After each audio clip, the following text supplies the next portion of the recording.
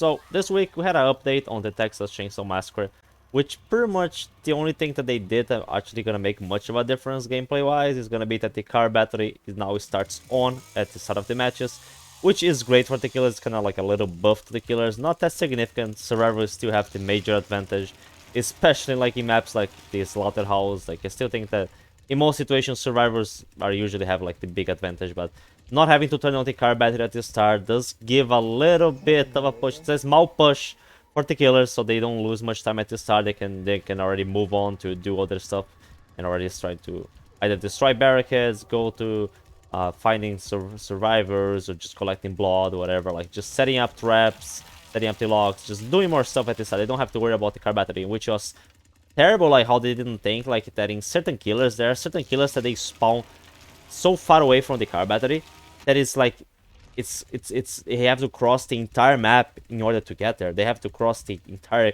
goddamn map. It takes so long, and by the time that you turn the car battery on and you're like placing traps, if in case you like hitchhike or whatever, the survivors are already like on their way to just getting the fuse done, getting the valve done, or Connie is already unlocking all the doors, and the match is over. Like the match, they can escape so fast. They don't really have much time. So that was a great thing, change for the game. But still, like, it's not enough. So they have been looking into other stuff. Here we have like what they have been looking into for the next update, which is gonna be first start fix in texting Connie and Leland cooldown increase. To be honest, I don't think that's the problem. The abilities of Connie and Leland, mainly Connie. Connie is really powerful. Her ability is really powerful. She can just instant unlock doors. Very powerful. And Leland, shoulder push, whatever that he does, like stun, it usually saves his life. It saves the lives of his teammates.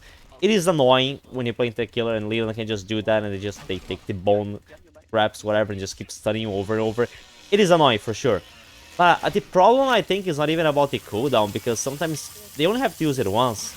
Like, Connie just unlocks one door with that. She can unlock other doors with just normal proficiency. Usually, Connie players, at least with my Connie build, my proficiency stealth is very high. So, like, I can unlock doors already pretty easy, and I just save the ultimate for, like, the last door, so I can just do it, like, escape super fast. So, usually in many matches, like, they don't even have to... Like, the cooldown is not even necessary, because they're only going to be able to use the ability once. Like, they don't have to use it more than once. They don't have to worry about the having, like, the cooldown. Is not that significant. And sometimes in some matches, more sweaty matches, yeah. But in some matches, you can just escape so fast. Like, you only have to use the abilities once. I think that's something that might make more of a difference, is that if the survivors don't have their ultimate abilities available at the start, they have to wait. You know, they have to recharge. Like, they start at 0. They don't have their abilities at the start. Maybe that could make a difference, or just nerf the abilities in another way. But like at the cooldown, I don't think it's gonna make that much difference in practice, because like Connie players, they just have to save it, the ultimate ability, for when you really need it. Even if the cooldown is increased, I'm like, it's fine. Like in many matches which I have shown myself playing as Connie or Leland, only have to use the abilities once, and then I escape, and my match has been won, so it doesn't, like, not gonna make that much difference.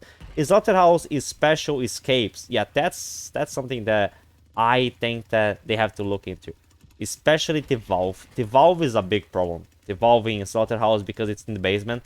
Like, it's that's the easiest escape in the Slaughterhouse map. The Slaughterhouse map, because of the size, because of like the gaps, just the way that it's made, it's the one that is most survivor-sided. It's just easier for the survivors to escape. It's harder for the killers to keep track of all the locations, just the hold and prevent the survivors from doing something. No, the killers cannot be like in all places at once. The survivors have many options to escape.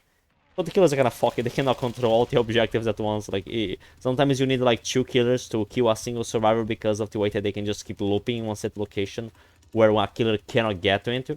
So, like, they're screwed, you know? So, like, if you have like 2 killers and only 1 survivor, there's only 1 guy to guard the other objective, so you're fucked. But the valve specifically, you just grab a valve, you jump into a well, you go to the basement and open, and the fact that like it's on the basement, that's the main problem with the valve.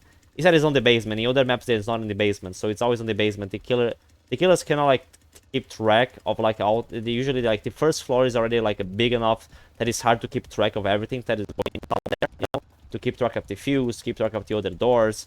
But then they have to also worry about the valve, and the valve is a problem. The valve is something that in my opinion, they will need to change. That every time the killers close it, it needs to reset, it needs to restart. You know, because the problem with the valve is that it saves. Like, every time they open the valve and the killer closes it, it saves the percentage that it was like about to be unlocked though, because the valve stays open, and then it keeps like this. They have this like this lock thing, whatever, that it keeps going down after a few seconds until it opens the pressure gate.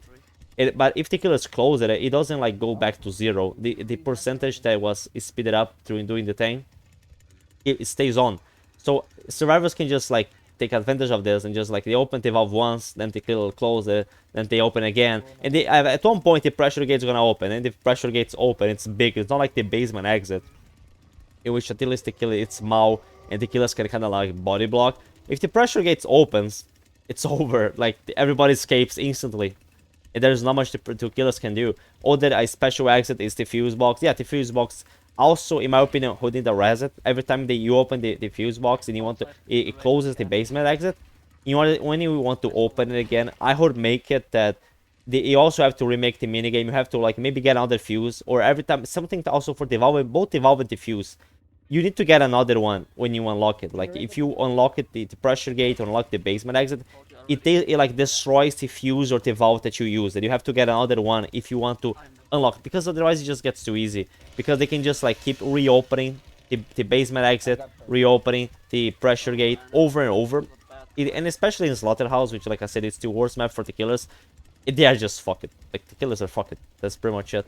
CC Poison Bug. Oh, it's about the rubber legs perk. I get it. It's not the way that it's intended to be able to work in the game. The rubber legs is only supposed to work for the actual poison, not like the actual melee damage. There's a bug with the rubber legs perks on CC that her attacks are giving the effect that only her poison should be able to get, which slows down the victims. But in my opinion, I don't think that is even like, yeah, sure, it's a bug. If it's a bug, they should fix it, whatever. But I don't think it's that much of a problem. Like, to be honest, I still think that even with this bug, survivors still have the advantage. Survivors have like a perk that gives them pretty much like infinite stamina. They just like, every time their stamina goes to 0, it recharges instantly. They can do that 3 times. And usually you can save that for when the moment that you unlock the door you want to escape. So it's pretty much like infinite stamina. You can have like 4 bars of stamina, which the killers cannot catch up to you. You can like use certain loops, certain gaps to be able to always escape the killers. So sometimes you can just keep looping. Even a CC has that, to be honest.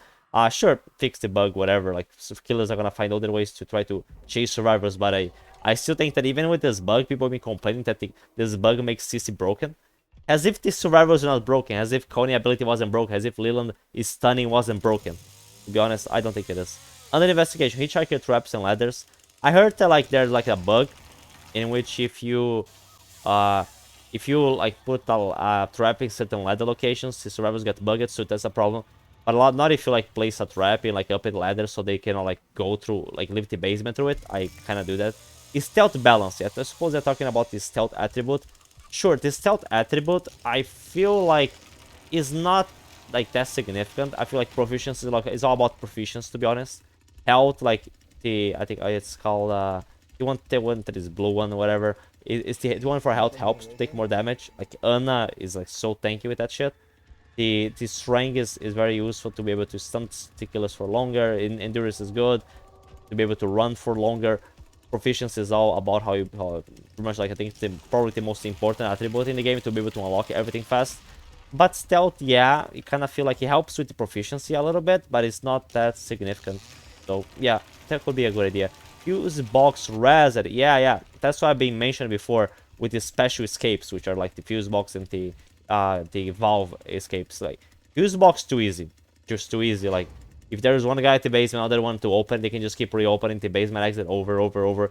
The escapes can be overall too easily done, and there's a certain point in the match where it's impossible to keep track of all the exits, and the killers are gonna win. There's like this certain point where the survivors they open certain doors and they have like this much progress with certain unlocking of certain doors and the valve and the fuse that it's gonna be impossible for the killers to win, because they cannot keep track of all the locations at once. They cannot keep track. You can have like one killer at the valve, one killer at the fuse, one killer at one of the exits, like at the generator, but then the car exit is gonna be available. And like if the killers leave each one of these locations for like 2 seconds, it's enough for the survivor to unlock it. So like there's a certain point which some of the exits which just makes it impossible for the killers to win, because after certain progress it just becomes too easy for the survivors to keep reopening the same doors over and over, you know.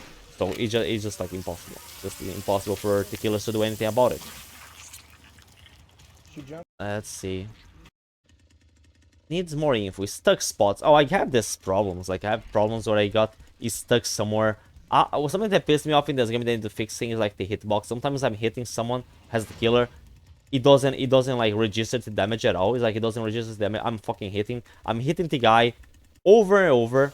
You know, I'm hitting the survivor, whatever. I'm hitting the survivor, and it doesn't do anything. Like, it just goes right through him. There are places where I feel like it's harder to move. I would like do something about in regards to the balance. I would do something about the stun duration, like especially on Letterface. Like, if they want to like stun the other killers, that's one thing. But Letterface, a lot of people don't want to play Letterface anymore because at the basement at the side he just keeps getting bullet. People can just like spamming the knife stun, the bone scrap, whatever on his back, and Leland can just keep shoulder bumping him. It just becomes stupid. Like, I mean, also the doors, the way that the doors are done, the doors stun, it's stupid. Like, I feel like the way that you can just knock players with that, also kind of dumb. Like, I would change that for sure. Like, no question about it. But there are certain places in the map where I feel like there are certain bugs. Bugs not only like you get stuck into a place or you cannot move, or like it's like a dead end, or there's not much you can do to be able to escape or catch up to your opponent, or like there's this bugs where you just are not able to move well. Like this, I think it has related to the one with the hitchhiker traps. The survivors cannot go through gaps anymore. I had one of my friends had one which he couldn't attack anymore. Like, he was playing Johnny and he couldn't attack anymore, so it's pretty much like game over. Part this bending. That's a problem with this game. Is that every time you want to quit a lobby, you have to remake the party over and over. Like, sometimes or if you want to like quit, you cannot quit together. You know, you cannot quit as a party. Every time you leave a lobby, everybody just goes individually to their own. Like, just the party gets dismembered. I feel like the party system in this game should be different. Like, should be easier to join. Because either you have to make a code, especially in crossplay. And I hope talking about crossplay, they need to turn this thing back on. Like, they keep saying they're trying to do something about hackers. Not only they're like such a small numbers of people that are actually hacking this game. Like, I have not seen a single hacker so far in this game. My friends have it. Like, I think that each one of my friends, I think like 3 of them seen like 1 hacker. So like that's 3 hackers, and all of us have like over 100 hours in this game. So the occurrence of you bumping to players that are using hacks in this game is just so low. Like, I don't think it justifies like turning crossplay between PC and console players off. Like, I have friends that play on console and they're like, oh, we want to play together, we want to make like private matches against each other, and we cannot play because crossplay is off. So that is something definitely that they need to look into. But in regards more to the balance, in my opinion, there are certain things in the game that they need to look into. And yeah, in my opinion, you guys know I play on both sides. I am impartial in these things. It's not my first asymmetrical multiplayer game. I played Pride of Hunting Grounds, I played Dead by Daylight, and yeah, the killers are weaker. The killers have the disadvantage. Survivors always have the advantage in this kind of games. Like, it's the same thing. Like, Fireteam has the advantage in Hunting Grounds. Survivors have the advantage in Dead by Daylight. And in this game, the victims have the advantage. And in my opinion, if I was gonna do something about the balance, yeah, I would buff the killers and nerf the survivors. Nerf some certain exits, certain ways to escape. Like, maybe not the abilities itself, but I would just definitely do something about the fuse and the valve exits. That is for sure something I would be like the first thing that I would look into it, just to nerf those things in some manner.